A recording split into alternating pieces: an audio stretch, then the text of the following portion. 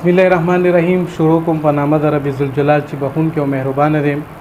قدرمندو مصطفی جاوید ما د خپل کیمرامین محمد ایاز سره د پیام خیبر سکرین نه بالکل تاسو سره نیغ په نیغه ما راغلیو د پیښور سیمه فقیر آباد ته. دلته کم کیر ویلفیر ارګنایزیشن دی د منشیاتو هسپتال دی یو لوی خدمت چالو کړی دی او خدمت دا دی چې دی کوم ځوان کل دی یا دغه شان دي مشران دي هغه د دې نشي په دې مرض کې مبتلا دي د هغه خلکو یو علاج چالو کړی دی. دی باقاعده په دې پیښور سیمه کې دی ورپسې ګرځي دغه خلک راولي او دلته د دې باقاعده طور میډیکل لحاظ سره او علاج کیږي. بل چې د دې کوم اصلاحي دغه د اسلامي سبق هم ورته ښودل کیږي، دینی او دنیاوي تعلیم هم ولا ورکوي. موږ سره موجود دی د دې هسپتال چې کوم مشر دی سلطان امیر صاحب، دې سره به خبرې اترې کوو د دغه هسپتال په حوالې سره. سلطان امیر صاحب ډېره مننه د ټیم راکولو.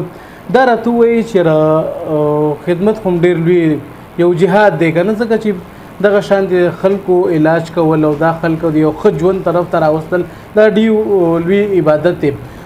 دا راته ووایه چې څومره وخت مو کېږي دغه هسپتال تاسو پرانیستی دی او دغه سوچ او فکر هم څنګه راغو چې یاره د دې خلکو دپاره موږ یو داسې اداره یو داسې هسپتال کولاوي.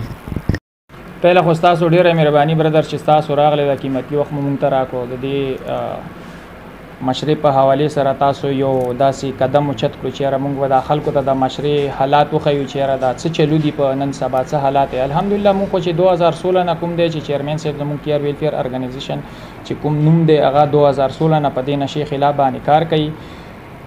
بعد بیا به ما خپله زه به د سره خپله یو هغه بیان کم د خپله هسټري چې ما خپله په کوړه خټک کې جرنل سټور و. نو بیا چیرمین صاحب ما ته ووایي چې راشه زه تا ته یو د خدمت مو قدر کم. نو زه ډېر زیات خوشحال شوم. ما چیرمین صاحب ته ووایي انشاءالله زه د سره ځم او دا خدمت مو که ما ته راکړه چې ځم د خلکو دعاګانې والم که نه. نو زه خدای شته چې راغلم دلته ما ته چې کله بیا زه راغلم دلته ما هسپتال کې ډیوټي جوین کړه. نو زه خو یو میاشت نیمه نه پوهېدم د خلکو په هغه باندې چې یاره دا څه چلو دي، څه حساب دی، څه کتاب دی، د څنګه خلک راځي او د څونه بوره حالات کې وي دا به کور کېږي څنګه. خو چې بیا ما ډاکټر ټیم ولیدو زمونږ سایکالوجیسټ، سایکاټریسټ او MBBS او ټیکنیشن چې د هغوی کار ما ولیدو. نو ما به ځان سره دا سوچ کولو چې یاله دا څومره بوره حالات کې راشي او د دې دپاره هم الله پاک یو ذریعه ګرځولی دا ډاکټر ټیم پوه شي چې یاره دوی ته څومره ښکلی صحت خدای پاک ورکړي چې بیا هغې پیشنټ ته مونږ چې کله فسټ ټایم راشي بیفور پکچر هغې ته مونږ خپله چیره نه پېژني. هغه وایي دا زه نه یم په میاشت کې هغه خپله چیره نه پېژني چې زه دا نه یم. بیا به دې نشې حواله سره زه یو د کورنۍ هسټري سره بیان کم. هغې دلته ما ته یو مراکې راغله. هغې ما ته وایي چې یاره بچیه زما په کور کې یو بچی دی او مخکې ما ته ډېر غټ بزنس کولو په دوبۍ کې او سعودي عرب کې پوه شي د سپیر پارټو کاروبار به کولو. اوس په دې راغلی دی په چوټۍ باندې په دې شپږو میاشتو کې اوس په چوټۍ باندې راغلی دی. نو په دې شي باندې مبتلا شو په دې آیسو باندې. وایي ما به ورته وایي چې زویه دا کار مه کوه. هغه به وایي چې یاره نه مورې زه خو نشه نه کوم. حالن کې دې حالات ته لاړه مور وایي چې یاره زه په تهجدو باندې ناست وم د دپاره ما تهجد کول د خپلو بچو دپاره. وایي دې کې دی راپاڅېدو ما پسې ټوپک راواغېستو پوه شي ډزه ډزه ډزه ډزه وډزې را باندې وکړو. خو خدای پاک زه بچ کړم. حاجي نماز لګېدلی هغې پکچر یې ما سره شته دي زه به تاسو سره شیر کړم که نه. نو بیا خدای شته چې زه خو امور ته ما هم جړل پوه شو ډېرې جذباتو نه چې یاره دا آی څومره خطرناک شی شو چې نن په خپله مور باندې چې هغه ناسته دی الله ته سوال کوي چې یاله زما بچو ته صحت ورکړي هغه راوچتېږي پوه شي د آیسو د وجې باندې خپلې مور باندې ډزې کوي. نو ډېره د افسوس خبره دی، ډېره زیاته د افسوس خبره ده دا چې یاره نن سبا زه به د خلکو دپاره یو میسیج ورکړم چې مهرباني وکړئ چې دا خپل بچي مو چې کوم دي خپل لاس کې والي، دا خپل بچي مو چې کوم دي که نه په خپل لاس کې والي. چاته مه پرېږدئ خپل بچی خپل کاروبار ورته چلو کړي، ریړه ورته ودروئ، چېرته یو دکاندار سره یې کوي خو چې د دې ماحول نه بچي. دا نن سبا چې کوم ګولۍ راغلي دي HTC ګولۍ ورته وایي ډانس والا، آیس راغلي دي، پوډر راغلي دي، دا چرس چې کوم دي که نه. نو دې ډېر زیات خلک بې عزته کړه. ډېر زیات خلک دي د نامي جامې خلک وه او هغه یې والله چې بس بې عزتۍ طرف ته مخه. سلطان صاحب دا راته ووایه چې مثال دا خلک خو په کلونو په میاشتو په هغه به په دې نشي مرض کې مبتلا دي. اکثر له داسې پیشنټ تاسو ته راشي چې هغه یا فیملي والا راولي یا تاسو ورپسې ورشئ هغه خپل ذهني تعصب داسې چې مثال ته په یو سړي باندې نشه بند کړي یا دغه بند کړي نو هغه ډېر ډپریشن او دې حالاتو کې داسې څه واقع در سره راغلی چې یاره باقاعده لکه ځکه نور پیشنټ هم دي ذهن کې دی یا زړه کې دی دا یاره چې یاره دا نور پیشنټ را سره خوږ نه کړي یا دغه نه کړي یا ډاکټر سټاف ته څه نقصان ونه رسوي دا څه واقع اوسه پورې راغلې ده؟ الحمدلله زما خو 3 کاله وشو چې یاره زه په خپله افغان کالونۍ کې منیجر سیټ باندې کار کوم که نه داسې یو واقع نه دنیا واقع داسې راغلي دی. خیر دا د دوی نه ګیله نه دی کول پکار که نه پس ټایم کې چې دوی راشي چې یو سړي کې د خپلې مور تمیز نه وي، یو سړي کې د خپل پلار ته عزت نه وي، یو سړي کې د خپلې مور عزت نه وي، یو سړي کې د خپل زه به تا ته دا وایم چې یو سړی په خپل عزت باندې غلط شک کوي نو هغه خامخا دلته راځي موږ ته به کنځام کوي په موږ باندې به ګزار هم کوي پوه شو. الحمدلله هغې دپاره موږ خپل ډاکټر ټیم دی هغه داسې طریقې سره ډیل کې پوه شي چې هغه بیا 10-12 دن پس نه دی په خپل هغه کړو باندې خیمانه بیا موافق غواړي پوه شي چې یاره ما غلط کار کړی. ځوان کل ته څه پیغام ورکې او هغه والدینو ته څه پیغام ورکې چې مثال هغه په خپل کاروبار یا دغه کې مصروف وي خو بچو له داسې ازادي ورکړي چې موبایل دغه قسمې ول ورکړي او هغه ګرځي دغه ماحول طرف ته هغه بیا د خراب مال دغه خلکو ته څه پیغام ورکړي؟ خلکو ته خو بس دا پیغام ورکړم ډېر ښه کوېسچن دی وکړو برادر چې د نن سبا چې کوم وخت راغلی دی که نه دا ټیک ټاک د دې د لاسه ډېر خلک تباه شو، ډېر خلک بې حیا شو، ډېر خلک بس زه به تا دا وایم چې ښه عزتونه لاړه خراب شو د ټیک ټاک د وجې. بس زه دا مور او پلار ته دا ریکویسټ هم کوم سوال هم کوم مینت هم ورته کوم چې بس کوشش وکړئ چې د ټچ موبایل نه دا خپل بچي هغه وساتئ، کوشش وکړئ ځکه چې نن سبا ډېر حالات د ټیک ټاک د وجې خراب دي. ګورې نه په ټیک ټاک کې څه رقم بې شرمۍ راوتې، څه رقم خلک بې عزته شو پکې، څوک چا پسې لګیا، څوک چا پسې لګیا. خو بس دا د ینګ کول لپاره دا یو میسیج وچلوم چې سوال هم درته کوم انت هم درته کوم چې خپل ګریوان کې ځان سره سوچ وکړئ، خپل عزت لپاره دا سوچ وکړئ، د خپل خاندان لپاره دا سوچ وکړئ چې ستا خاندان به څونه عزت لري، څونه غیرت به لري، هغه به یو نوم وي د ستا پلار، د ستا ورور، د ستا تره، د ستا ماما، خو د ټیک ټاک د وجې به د ستا هر څه بې عزته شي. قدرمندو د سلطان امیر صاحب خبرې واورېدې ډېرې ښې خوږې خبرې وکړې او ډېر ښه پیغام یې ورکړو چې یاره په بچو باندې نظر ساتل پکار دي.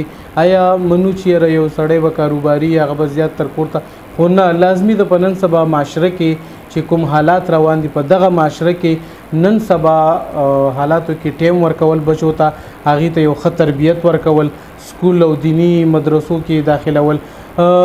ډېرې ښې ښکلې خبرې وکړې. راځئ زو اوس راځئ زو دلته چې کوم پیشنټ دي هغې سره به خبرې اترې کوو، کوم ډاکټر سټاف دي هغې سره به خبرې اترې کوو. راځئ موږ سره اوسئ. د شیانو باره کې به هم د رحمان بابا یو شعر دی، وایي هر انسان ته د خپل ځان په نظر ګوره، هر فقیر ته د خپل ځان په نظر ګوره، او وایي په دنیا دې چې سل چته محل شي قبرستان ته د مقام په نظر ګوره، او وایي چې نشي د خانانو ملنګانو سره کلي چرته عزیز خان چرته ملنګ عبدالرحمن. امیر صاحب وایي ګرځم بیدیا کې کلی وران دی زما، وایي سلطان مینه یو مې تیارې د ایمان دی زما. الحمدلله دې سره زما د مرګ در خونې پورې رورولي وي او ځان به مې پرې قربانوم مخکې او وروستو. چېرې دلته کې دی علاج روان هم دی په انډر پروسس کې د دغه ځای دا سټاف څنګه دی، رویه څنګه ده، بل چې کوم ډاکټرز دي هغې رویه در سره څنګه ده، او هغه خلکو ته څه پیغام ورکړي چې د دې نشې په دې ګنده مرض کې مبتلا دي؟ کو چې توبه استغفار د مرګ په خونه ولاړو مونځ او داسې نویز ده د قرآن تلاوت یې کلمه هم ولا صحیح نه ورتله. او دې زمونږ برانچ ته راغلی د خان امیر صاحب چې دی څونه کوم زمونږ مشران دي دې کې د دې لاس دی د هغوی په برکت سره هغوی مونځونه مې زده که، او دلته ده چې وواته څوک تبلیغ له لاره، څوک په روزګارونه دي، هماغه بچي هماغه ښځې دي، هماغه کورونه دي، په کلونو کلونو د کورونو نه پناه وول. سونه مونږ پرې خواريانې وکړې، مونږ پرې هغه وکړو. الحمدلله هغوی اوس داسې شو چې هغوی زمونږ میندو خویندو ته تورسرو ته زمونږ برانچونو ته دعا هم کوي. الحمدلله چې پیغام څه ورکړي چې کوم اوسنی نوی کل یا په دې نشو کې مبتلا کېږي یا کوم مبتلا دي دا تا چې کوم خپل دغه یاد کړو چې موږ سره څوک روټۍ دغه ته هم نه پرېږدي، په پاټلو هم داسې پراته وي، په ډیرانونو د کېږي. څه پیغام ورکړي؟ مه کوئ. یو نشه داسې شی دی چې په ژوندونو خودکشي ده، په ژوندونو خودکشي ده، نه به د کورې، نه به د مورې، نه به د خورې، نه به د رورې، د عزیز تربور به هم نه کوي. یو ځای کې ستا مړی پروت وي ته به هغه د مړي خوال هم نشي تلی، ولې چې تا به خپل ضمیر او خپله نشه ملامته کوي. لکه ته که کور کې مشر هم یې نو ته به د کشرانو په لحاظ سره اوسېږي، ولې چې دا نشه یو په جون یو خودکشي ده. ته انسان یې او ښایسته انسان به هغه په هر څه پوه وي او چې نشي ته شي نو هغه به داسې شي چې وروره نه سړی به شي د قوم نه به بار شي د رشته دارانو نه به بار شي د اعتبار پکې نشته. نشه داسې شی دی لکه په ژوندونې خودکشي ده. خودکشي به موږ نه کوو، موږ به ځان له خپل ژوند جوړو. الحمدلله. الله الرحمن الرحیم. نوم مې توصیف احمد دی او زه ورسک روډ سره پوټوار پایان سره تعلق ساتم. او یاره جی زه تقریبا د 2 کالو نه په نشه کې مبتلا وم او بلکې چې دې خلکو زه راوستم دلته اسپتال ته راوستم، زمې علاج وکړو دلته، نو انشاءالله زه پروفټ شوم، زه ښه ټیک شوم انشاءالله. چې کله به ما نشه کوله جي نو زما به په کور کې عزت نو، زما به بهر په ګاونډ کې به مې عزت نو، په یار دوست کې به مې عزت نو، مړي له به نشم تللی، خادی له به نشم تللی. او یاره جي دی ما سره ډېر محنت وکړو او دا محنت په وجه باندې زه الله رب العزت ډېر روغ کړم. او بلکې چې دی دلته چې دی دلته ډېر داسې دغه شته زموږ عزتمندو چې دلته ښه علاج کیږي او بلکې دلته ډاکټر ټایم په ټایم دوايان هم ورکوي او کم سټاف والا دي د دې زموږ ډېر خیال ساتي او ډېر هر څه پروفټ دي. اشنغري یم جي او ډېر وخوښ شو چې نشه کوم او دوی راوستي دلته شکر الحمدلله ډېر ښه یو مخکې نه. ډېر شکر، ډېر صحت هم صحت جوړ شو. هایس به مسکل جي ډېر وخت نه به مسکل سرجي بس راوړېدلي وو، په ډېر وخت نه پرې راوړېدلي وو، بس ډېر علاجونه مې کړي خو دغلته شکر الحمدلله ډېر ښه علاج کېږي. خوراک څښاک هر څه شکر دی داسې دي چې هر څه دوايانو ډاکټر ډېر هم دلته څه زده کړل، ډېر هم صدقه کړل. ولې دلته قاضي صاحب راځي خپل دین نه هم خبر شو، خپل دغه نه هم خبر شو. بارو خپله مور مې په حق رسېدلې وه، موږ نشې ته ناست وو، موږ د څه نه خبر نه وو، سناتر نه وو. خپل پلار مې ویلی بس راشه بس د اسپتال کې ورکو به دوی راوستو جي بس دلته شکر الحمدلله ښه. بیا به نه کوم، بیا دې نه پس توبه مې ایستې ده جي بس بیا به دې نه پس چې بیا کوو نو بس بیا به غلطه مونږ کوو. او ښه سخت هم تېره کړه، ښه خپل هغه هم تېر کړو. خو لکه دلته شکر دی دا سرجي مونږ ته داسې ګوري لکه خپلو بچو غوندې، خپل داسې مینه راکوي لکه خپلو بچو غوندې. خپل کور کې مور پلار هم داسې مینه نه ده راکړې څنګه چې دوی راکوي جي.